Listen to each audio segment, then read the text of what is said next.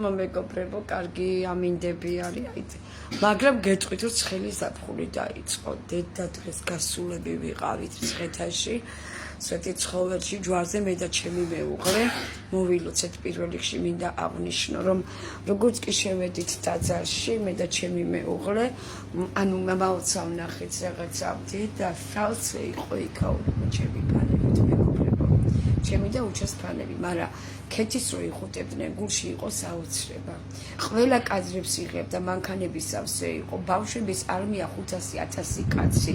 ტაძარში გადაღებები ვეუბნეოდით, გამოვალთ გარეთ ბავშვებო და გადავიღოთ. ტაძარშიც კი არ მასვენებდნენ.